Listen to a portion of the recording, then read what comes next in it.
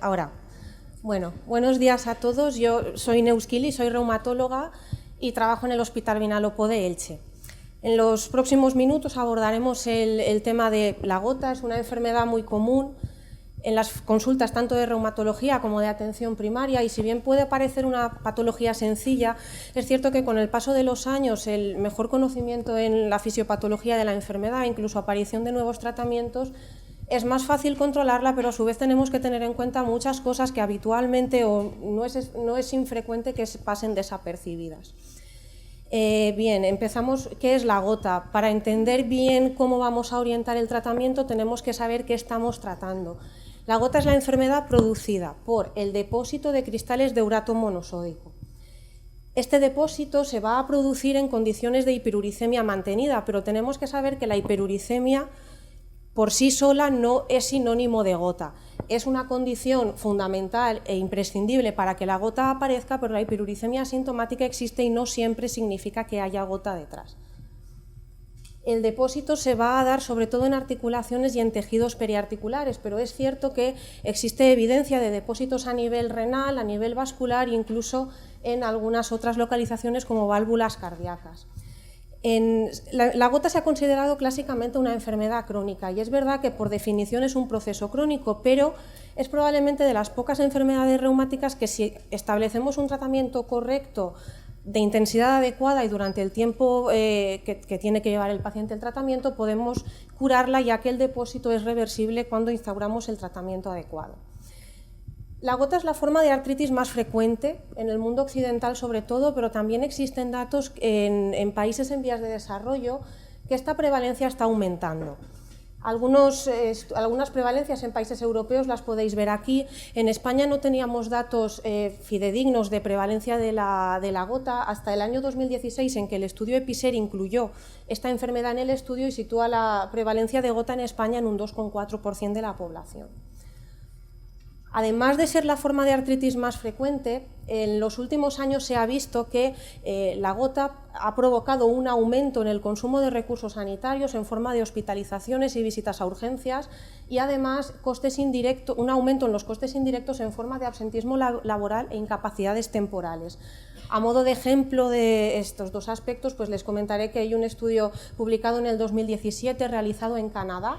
Entre el año 2000 y 2011, que es el periodo de estudio, se evalúan la tasa de ingresos por artritis reumatoide y la tasa de ingresos por gota. Llama la atención que la artritis reumatoide, desde el inicio hasta el final del periodo de estudio, prácticamente reduce a la mitad la tasa de hospitalizaciones, mientras que en la gota ocurre al contrario, la duplica.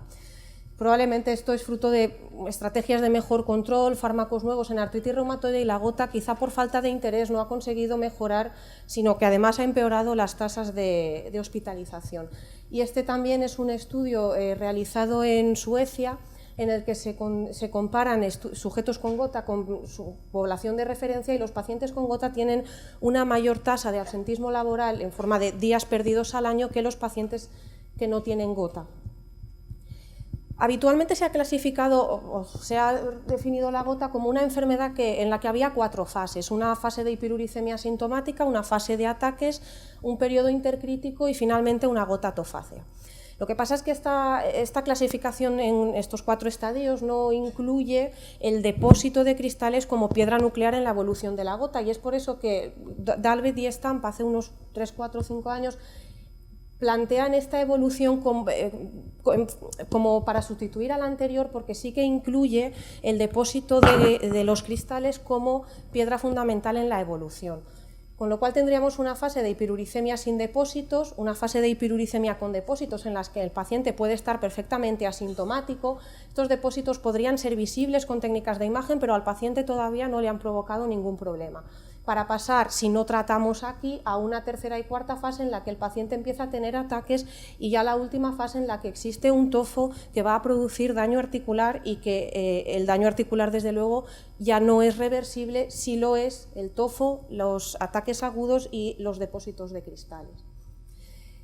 Factores de riesgo para producir gota. Bueno, algunos no son modificables. El sexo masculino, el ratio entre hombre y mujer es de 6:1. La edad avanzada aumenta también la prevalencia de gota, muchas veces por la comorbilidad que asocian los pacientes añosos o los tratamientos que reciben para estas comorbilidades. Algunas razas, como los aborígenes de Taiwán y de Nueva Zelanda, también han mostrado una prevalencia de gota superior a otras zonas o áreas geográficas, y existen también variantes genéticas en transportadores del ácido úrico a nivel intestinal y a nivel renal que van a producir o que van a hacer más susceptible al paciente de tener hiperuricemia y por consecuencia gota. Esto tenemos que estar un poquito al tanto y vigilar investigar que el paciente, pues bueno, que la edad, la raza, en este caso pues es poco frecuente que encontremos este tipo de pacientes en la consulta, pero bueno, que lo sepáis. Y en cuanto a los factores de riesgo modificables, fundamentalmente la dieta, el alcohol y sobre todo la cerveza va a producir un aumento en el ácido úrico. Simplemente mencionar que la cerveza da un poco más la cerveza con alcohol, pero sin alcohol también puede producir un aumento en la uricemia. Realmente se trata de un aporte exógeno de guanosina que actúa como sustrato en el metabolismo de las purinas, y por tanto la cerveza sin alcohol también puede producir un aumento en la uricemia.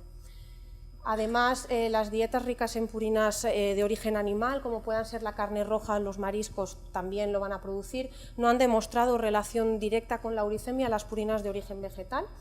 Y también muy importante la fructosa. Los refrescos edulcorados con fructosa también pueden producir aumento de la uricemia, además de contribuir al síndrome metabólico que habitualmente asocian estos pacientes. El peso también es fundamental. Hay estudios que muestran que un incremento en 5 unidades de IMC aumentaría el riesgo de gota, sobre todo en varones más jóvenes. La presencia de síndrome metabólico, también controlando todos estos factores, podemos mejorar el nivel de uricemia y el desenlace del paciente con gota. La medicación y alguna comorbilidad, sobre todo la enfermedad renal por la alteración en el manejo tubular del ácido úrico, y situaciones como psoriasis extensa o linfomas o leucemias que implican un elevado recambio celular y que también pueden provocar aumento de uricemia en sangre y gota. ¿Qué síntomas va a producir la gota en el paciente? Bueno, el más clásico es la artritis aguda, pero también, aparte del depósito o de la crisis a nivel articular, también podemos tener afectación de bursas. La olecraniana es la que más habitualmente se afecta, también la rotuliana, o también tenosinovitis. A veces una tenosinovitis, cuando haces la artrocentesis, revisáis el líquido y puede haber cristales. Lo más habitual es que aparezca en forma de monoartritis, una única articulación, y aproximadamente en un 50% de los pacientes la podagra o la primera metatarsofalágica es la más afectada, pero pueden aparecer también en cualquier otra articulación. Algunos pacientes, que habitualmente son los que tienen una enfermedad más avanzada, los brotes de artritis aguda pueden ser oligo o también poliarticulares.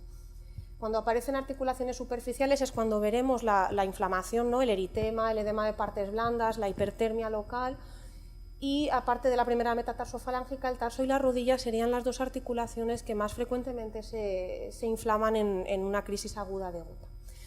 Os he traído esta foto porque en los últimos años parece que la gota en mujeres la vamos detectando más. La gota en mujeres habitualmente no es infrecuente que aparezca en edades más avanzadas que en un varón, y es habitual que aparezca sobre nódulos de Heberden y Bouchard en las manos, como podéis ver aquí. A veces es difícil de detectar, incluso sacar líquido de aquí a veces es complicado para establecer un diagnóstico de certeza, pero bueno, podría hacernos sospechar en caso de que apareciera un paciente con estas características.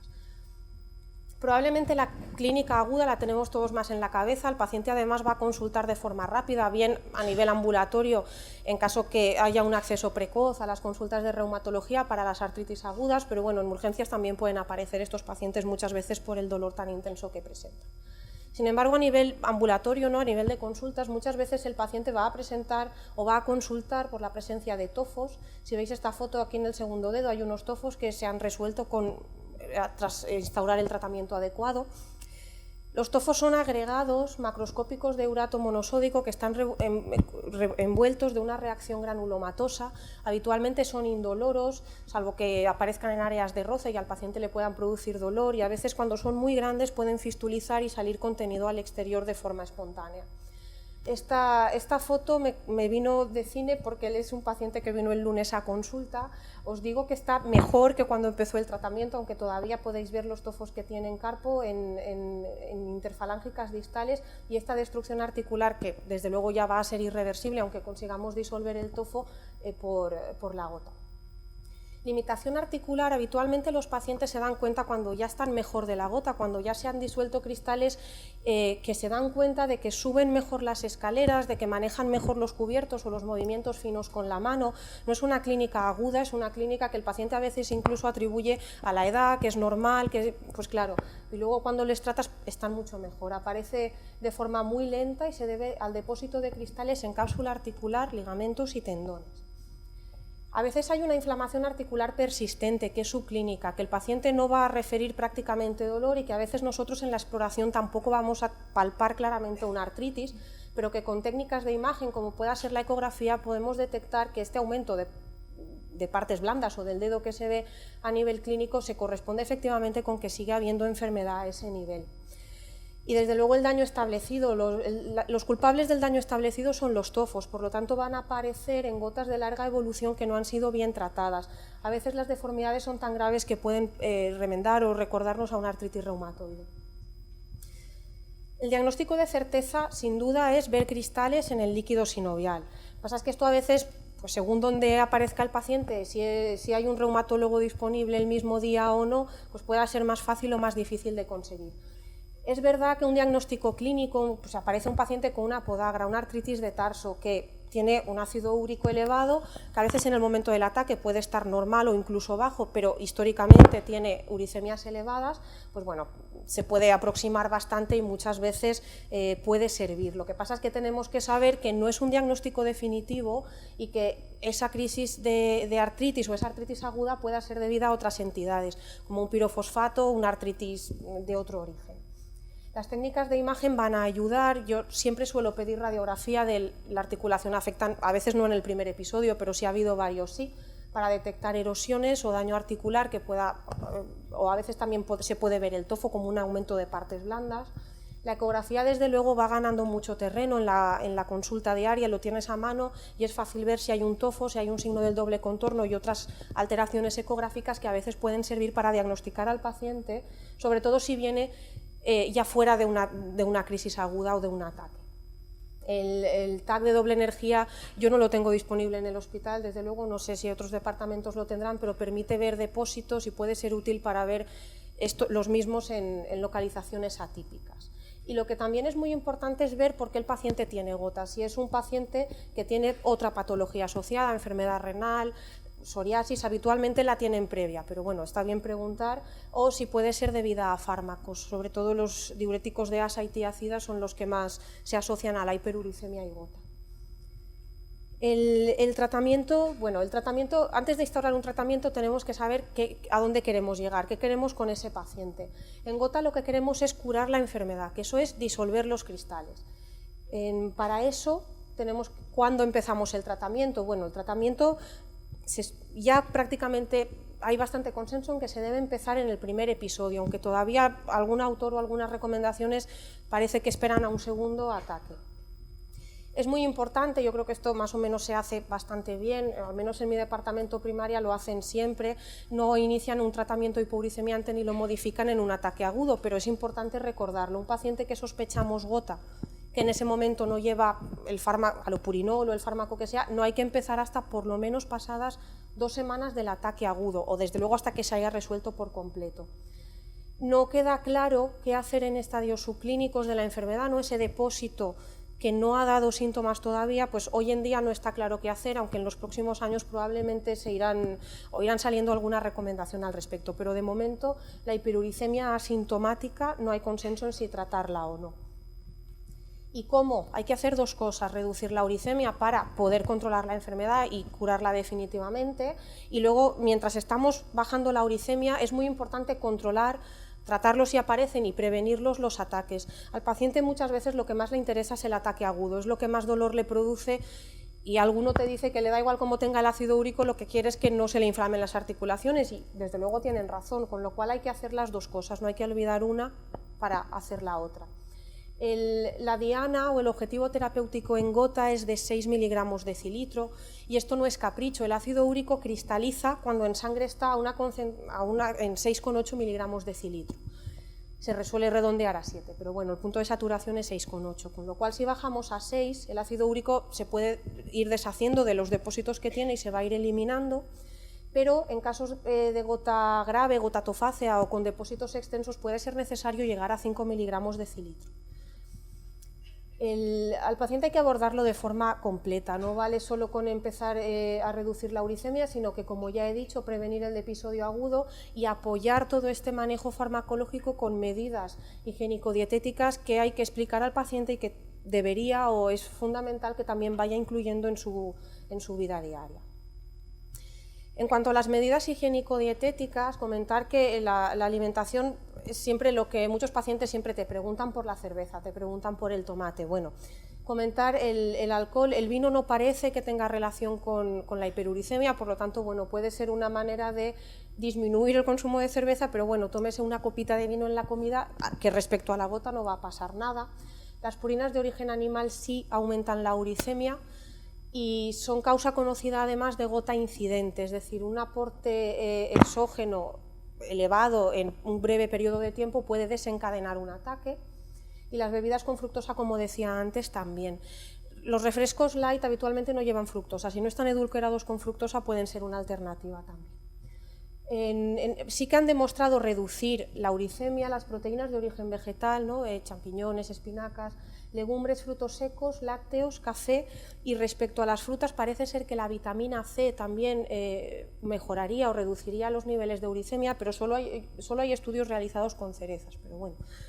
En cualquier caso, la dieta no debe ser estricta y prohibitiva. Hay que hablar con el paciente y decirle que no es necesario que elimine al 100% la cerveza, ni la carne roja, ni el marisco, pero sí debe reducir el consumo y dejarlo un poquito para alguna situación excepcional, pero desde luego no prohibir. Y comentar que además, incluso haciendo la dieta de forma muy estricta, únicamente se conseguirían reducciones de entre 0,6 y 1 miligramos decilitro, con lo cual esto no va a sustituir al tratamiento farmacológico. No vale con no beber cerveza y no tomarme el alopurinol, tiene que ser una ayuda al tratamiento farmacológico. Resto de medidas higiénico-dietéticas, pues bueno, mantener un peso adecuado, una hidratación correcta, hacer ejercicio, y en cuanto a la alimentación, pues estos serían los principales alimentos a tener en cuenta. Tratamiento reductor de la uricemia. Tendríamos el alopurinol, es el primero que salió, los inhibidores de la xantinoxidasa. El alopurinol habitualmente lo usamos en dosis de 100 o 300, pero en España la dosis máxima recomendada es de 900 miligramos decilitro. Entonces, comentábamos que hay que saber dónde queremos ir. Si queremos ir a un ácido úrico de 6 y al paciente le estamos dando 300 miligramos de alopurinol y tiene 7,5, no estamos haciendo nada, debemos hacer algo más, o subir el alopurinol o añadir un uricosúrico, en fin, según el paciente ya se verá, pero no es suficiente la dosis de 300 si la uricemia no está en 6 o por debajo. El alopurinol, los efectos adversos más frecuentes, a veces hay una alteración leve de transaminasa, así que suele revertir cuando se suspende el tratamiento. Los eventos adversos cutáneos suelen ser también leves, reversibles al retirar el fármaco, se cifran en torno a un 10% de los pacientes que reciben el alopurinol. Lo que pasa es que a veces son graves, en un 0,4% aproximadamente de los pacientes las reacciones cutáneas pueden ser tipo Stevens-Johnson, SNET, síndrome de Dress, entonces hay que advertir al paciente que si se empieza a notar lesiones cutáneas, picor, prurito, un exantema inespecífico, que detenga el tratamiento y nos lo cuente. Febuxostat apareció en el 2008 en Europa y fue la primera alternativa al alopurinol que salió. El febuxostat no tiene una excreción renal como el alopurinol, por lo que puede ser una alternativa en pacientes que tienen enfermedad renal crónica, y además en los estudios mostró que es muy eficaz en reducir la uricemia. Los eventos adversos son más o menos similares al alopurinol y hay un pelín de controversia en cuanto a los eventos cardiovasculares.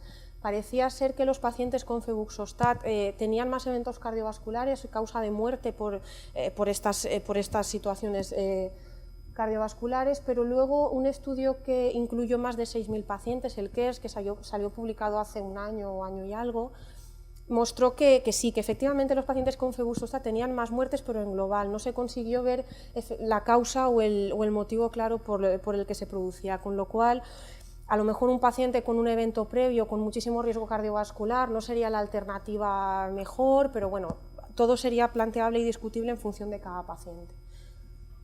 Uricosúricos, ha salido recientemente al mercado lesinurad, que se da en dosis de 200 miligramos al día junto a un inhibidor de la xantinoxidasa. Es un fármaco que se tolera bastante bien, hay que vigilar la creatinina las primeras semanas del tratamiento, si subiera, sobre todo si sube al doble de su valor normal, pues valorar suspensión temporal del fármaco. A veces consigue, lo que decíamos, paciente que con un inhibidor de las antinoxidasa no consigue estar en diana terapéutica, puede ser una muy buena opción añadir un uricosúrico al tratamiento. Antes de salir lesinurad, el único uricosúrico que había en el mercado era la benzbromarona, también se sigue utilizando. Este solo se puede prescribir desde las consultas de especializada.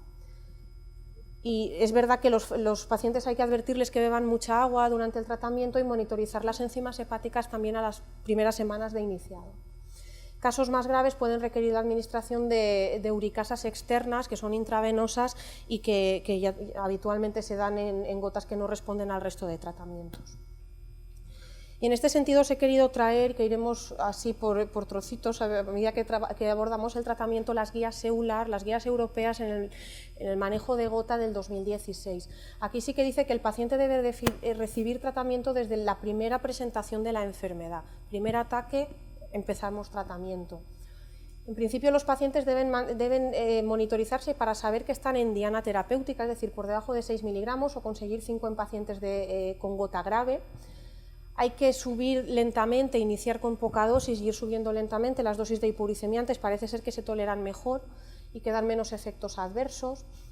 En pacientes en los que no se consigue diana terapéutica con la dosis de alopurinol, pues se puede o bien cambiar a febuxostat o bien añadir un uricosúrico, y que en pacientes que presenten una gota crónica, tofácea, de difícil control y que no hayan respondido al manejo previo, pues bueno, administrar la pegloticasa o la rasburicasa pueda ser una opción. En cuanto a la prevención y tratamiento de los ataques, hay que empezarlo incluso antes de iniciar el hipouricemiante. Yo habitualmente lo que hago es iniciar la colchicina 15 días antes de iniciar el alopurinol o el febuxostat. La colchicina no es analgésica ni es hipouricemiante, pero sí controla muy bien la reacción inflamatoria local, con lo cual el paciente sí que suele mejorar mucho el dolor. No es hipouricemiante, vuelvo a insistir, porque a veces los pacientes vienen tratados solamente con colchicina y como han dejado de tener ataques no se les ha iniciado nada más. Es importante hacer las dos cosas, prevenir ataques y iniciar el tratamiento que finalmente de forma definitiva vaya a controlar la enfermedad. A dosis bajas tiene una tolerancia muy buena, dosis altas tienen mayor número de efectos adversos, que principalmente son gastrointestinales, dolor abdominal y diarrea. Los AINES no están aprobados para profilaxis, pero algún estudio pequeñito indica que en caso de que no se pueda dar colchicina y no queramos dar corticoides, se podrían utilizar. Se deberían emplear a la dosis máxima, salvo que haya contraindicaciones, desde luego, y no hay diferencias significativas entre AINES, podemos usar el que queramos. Los efectos gastrointestinales, pues los clásicos de los antiinflamatorios digestivos, renales y cardiovasculares, y se emplean en largos periodos. Cuando hay contraindicación a colchicina y AINES, los corticoides pueden ser una buena opción, vía oral o vía parenteral. Cuando desde luego si la afectación es monoarticular, la infiltración de corticoides puede ser una muy buena opción, evitas efectos secundarios de administrar AINES o administrar corticoides vía oral. Si hay que administrarlos vía oral, habitualmente entre 30 miligramos unos 3-5 días suele ser suficiente. Se puede hacer pauta descendente o no, si se da durante 3-5 días puede no ser necesario. Y si hay corta duración del tratamiento, como es en nuestro caso, pues bueno, los efectos secundarios endocrinológicos sobre todo son poco habituales. Y comentar que hay también disponibles en el mercado, sobre todo anakinra y canakinumab, que en casos de no poder administrar ni colchicina, ni AINES, ni corticoides, pueden ser útiles en el control de ataques de estos pacientes, siempre y cuando se haya descartado desde luego infección. Los ataques agudos deben tratarse rápidamente, volvemos a las guías EULAR. En principio, si no hay contraindicación, la colchicina sería la que iniciaríamos de entrada, seguida de los antiinflamatorios o bien de los corticoides, y que puede ser la opción preferente o la opción de elección cuando hay una única articulación afectada. Pacientes con ataques frecuentes que no puedan tomar colchicina, pues bueno, AINES o corticoides también, o los inhibidores de la interleuquina 1, que en este caso pueden tener también su papel. y avisar, desde luego, informar bien al paciente de que vamos a ponerle tratamiento preventivo para los ataques, pero que las primeras semanas o los primeros meses de iniciar el tratamiento hipoglucemiante pueden presentar algún ataque, que no se asusten, que vengan enseguida a consulta para tratarlo lo más rápido posible, pero bueno, que es un evento que puede suceder mientras la uricemia no está controlada y estamos haciendo bajadas del nivel de uricemia. Es muy importante en la gota y en general en cualquier enfermedad crónica el manejo global del paciente. Va a permitir un mejor control de la enfermedad y unos mejores desenlaces a medio y largo plazo. En cuanto a la gota se refiere, si no la tratamos bien, ya habíamos hablado de las secuelas, puede ser necesario incluso tratamiento por parte de rehabilitación o traumatología si la deformidad es importante y limita al paciente. Casos de enfermedad renal asociada, litiasis por ácido úrico o hipertensiones refractarias pueden ser necesarios los especialistas en nefrología para ayudarnos a su control. Desde luego es fundamental el papel de primaria en el manejo de la comorbilidad cardiovascular, en el manejo del peso, de la resistencia a la insulina y diabetes, de la dislipemia y a veces neumología, porque también se ha visto que en bastante población con gota se puede asociar el síndrome de apnea y hipopnea del sueño. Si hubiera sido el caso, que pues ya la enfermedad cardiovascular está establecida y hay cardiopatía isquémica, insuficiencia cardíaca, ha habido antecedentes de accidente cerebrovascular o enfermedad arterial periférica, cardiólogos, neurólogos o cirujanos vasculares pueden tener también que implicarse en el tratamiento. Y en cuanto a la comorbilidad, pues hablar un poquito. La mitad o algo más de la mitad de los pacientes con gota van a presentar hipertensión y dislipemia, y el síndrome metabólico se asocia hasta en un 62% de los pacientes. La tríada que más se asocia a la gota es la hipertensión, dislipemia y obesidad o aumento del perímetro abdominal. Hasta en un 15% de los pacientes gotosos puede haber insuficiencia cardíaca, puede haber cardiopatía isquémica, enfermedad cerebrovascular o enfermedad arterial periférica.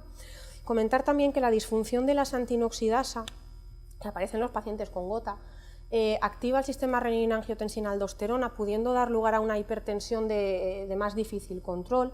Además, altera también la síntesis de óxido nítrico, produciendo una disfunción endotelial. Algún estudio indica que también los pacientes con gota tienen placas de ateroma o placas con más contenido lipídico y por tanto más inestables. Y la hiperuricemia también favorece la resistencia a la insulina y finalmente a la diabetes, que también añade riesgo cardiovascular al paciente, al cuadro del paciente. Respecto al tema digestivo o a la comorbilidad digestiva, los pacientes con gota son habitualmente consumidores frecuentes de AINES, y en los pacientes que consumen AINES la presencia de úlcera gastroduodenal se ha cifrado hasta en un 15% de los pacientes. Por lo tanto, también hay que vigilar que no aparezca clínica ulcerosa en pacientes con gota. Además, pacientes con enfermedad inflamatoria intestinal, cirrosis, trasplantes hepáticos, hepatitis autoinmunes, por los corticoides que llevan y la inmunosupresión, a veces la gota la encontramos ya muy evolucionada, porque los corticoides van suprimiendo la inflamación que tienen estos enfermos y a veces te los encuentras ya con tofos establecidos. Además, también pacientes con hepatopatías graves o pacientes que pueden recibir azatioprina o 6-mercaptopurina por la inflamatoria intestinal, tenemos que tener en cuenta las interacciones farmacológicas cuando iniciemos tratamiento para la gota. Y a nivel renal, hasta el 24% de los pacientes presentan enfermedad renal crónica asociada. Además, se puede dar también la presencia de nefrolitiasis, de piedras por ácido úrico a nivel renal. Esto se da sobre todo en pacientes hiperexcretores y con un pH ácido en orina. Y también el uso de diuréticos, como ya he comentado previamente, de asa y tiacida, son los que más habitualmente se asocian a la hiperuricemia y gota. El riesgo-beneficio, valorar la colchicina y los antiinflamatorios según la función renal del paciente, tener en cuenta también que la colchicina a veces en enfermedad renal mejor darla cada 48 o incluso cada 72 horas para evitar los efectos adversos. Y en cuanto a este sentido de la comorbilidad, las guías EULAR también dicen que todos los pacientes con gota deben ser informados de qué es la enfermedad y qué puede conllevar esta enfermedad, y que se les debe monitorizar sistemáticamente la presencia de comorbilidades cardiovasculares. Por tanto, es papel del reumatólogo, en colaboración con otros especialistas, el manejo global del paciente. Y como conclusiones, es la forma más frecuente de artritis. La gota no es una enfermedad banal, es una enfermedad que no es una enfermedad banal, puede dar muchos problemas después y además hay áreas de mejora. El estudio, el de las tasas de hospitalización, simplemente era por reflejar que en los últimos 10 años, a pesar de haber habido incluso algún fármaco más, la gota no se está en general manejando bien. Tratamiento, dos principios fundamentales. Hay que saber dónde queremos llegar en cuanto al nivel de uricemia y hay que prevenir los ataques mientras llegamos y mantenemos el nivel de uricemia objetivo. Y fundamental el manejo multidisciplinar del paciente para conseguir unos mejores desenlaces. Y ya está. Gracias.